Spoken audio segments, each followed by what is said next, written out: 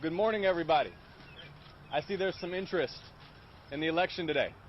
Thank you so much for being here. I want to start by thanking the people of Georgia for voting in record numbers through this early voting period and urging everybody who hasn't yet voted to get out to the polls and vote today. As long as you are in line by 7 p.m., your vote will be counted. This is history unfolding in Georgia right now. I want to encourage everybody to be a part of it. There's so much good work that we can do to lift up people in this state. We can beat COVID-19. We can surge vaccine distribution and make sure testing and vaccines are free for every American. We can put Georgia's own CDC in charge, as it should be, of our national pandemic response. We will be able to pass $2,000 stimulus checks for the people next week when we win these races in Georgia and get economic relief directly into the bank accounts of the American people who are suffering right now. We will be able to pass a significant jobs and infrastructure plan to rebuild this economy. We will be able to pass landmark civil rights and voting rights legislation. And I want to ask everybody in Georgia who hasn't yet voted to participate in this election, participate in this historic moment, and make your voices heard. So thank you all for being here, and Miriam will be calling on members of the press with questions. We're going to start with WSB right here. Hey. Very complicated question. How stressed and nervous are you today? Not at all. I feel confident. I'm grateful to all the people who have already cast their ballots, and I just want to humbly urge everybody to participate in this election today. Get out there and vote. As long as you're in line by 7 p.m., your vote will be counted. Be a part of history. Join your friends and neighbors. Join your family members, your church communities.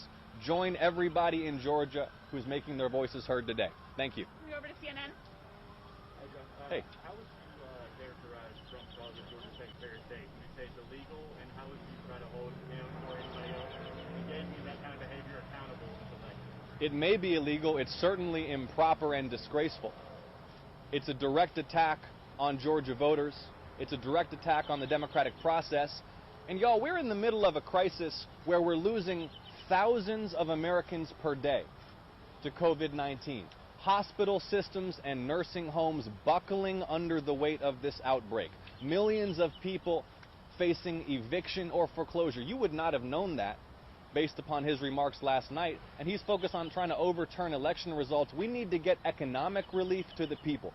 We need to pass $2,000 stimulus checks for the people. We need to surge vaccine distribution and make testing and vaccines free for every American to beat this virus. Thank you. To Lebanon. I'm sorry. We're surrounded by media, right?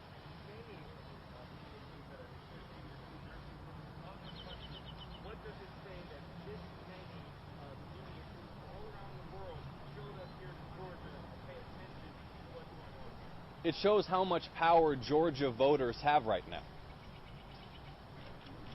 Georgia voters have never had more power than you have today. That's the reason the whole world is watching us in Georgia. That's the reason everybody needs to get out to the polls and make their voices heard. I want Georgia voters to feel that power and to exercise that power to make history and to demand better government at a moment of crisis like this. ABC.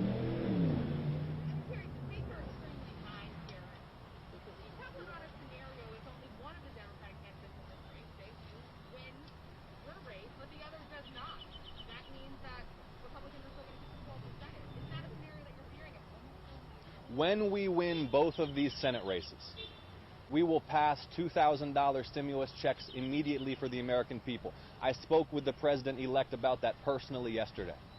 When we win both of these U.S. Senate races, we will pass legislation to ensure testing and vaccines are free for every American and to surge vaccine distribution, which right now is not happening fast enough. When we win both of these Senate races, we will pass a new Civil Rights Act and a new Voting Rights Act to secure equal justice for all and secure voting rights for all people.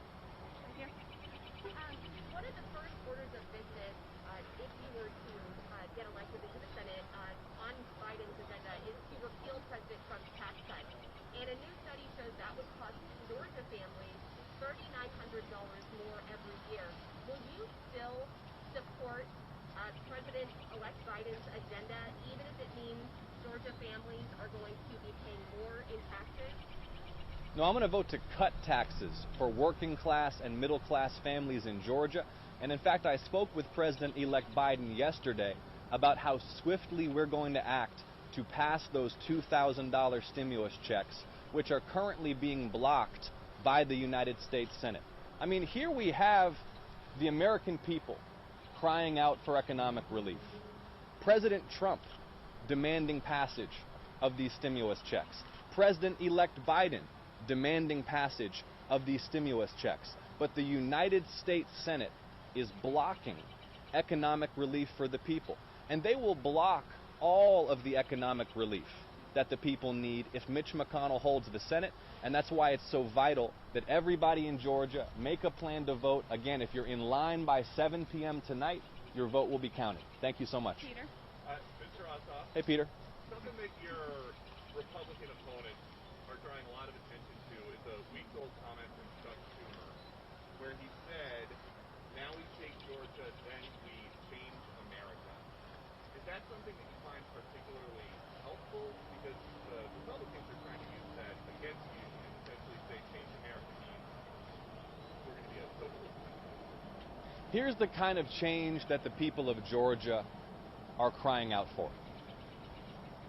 Equal justice under the law. It was in Glenn County, Georgia, that Ahmaud Arbery was shot to death in the street in broad daylight on camera.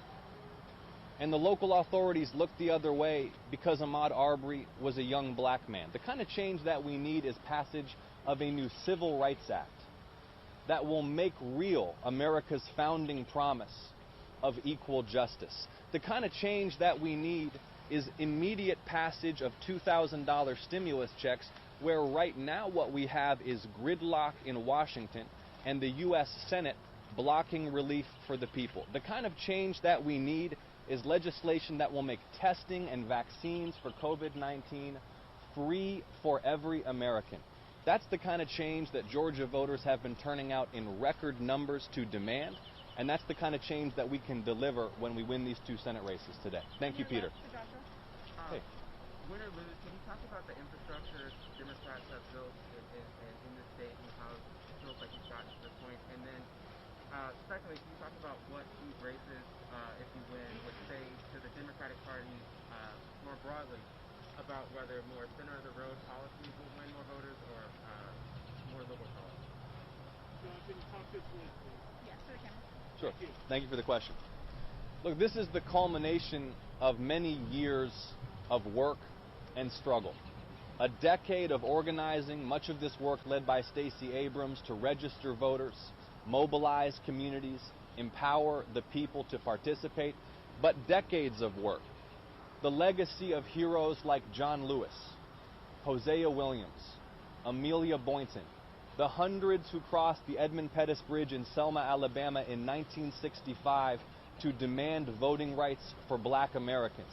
John Lewis had his skull fractured marching in Selma that day. Many bled to secure the right of all Americans to vote.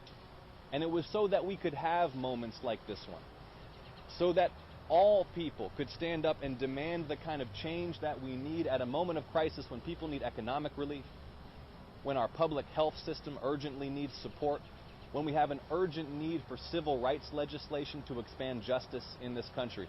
And that is the tradition of John Lewis, the tradition of civil rights activism, the tradition of expansion of voting rights and equal justice for all that Georgia Democrats are carrying forward right now. Thank you. Does this race settle the moderate to liberal divisions in the party at all? I'm a John Lewis Democrat. I'm a civil rights Democrat. And that's the kind of Democrat that's running in the South right now. I mean, think about how far we've come in the American South, that the Democratic standard bearers in these races are the young Jewish son of an immigrant and a black pastor who holds Dr. King's pulpit at Ebenezer Baptist Church. That is the new South. Thank you. Okay, everyone, that's all we're going to have time for. John's going to greet some voters after they vote in the parking lot. Everyone has to stay on the sidewalk while he's out there. We cannot bring the cameras towards voters. So if everyone could really keep your distance, we're so appreciative you were here. But he's going to do that, and we really appreciate it. Thank you so much, everybody. Thank you for being here. Thank you.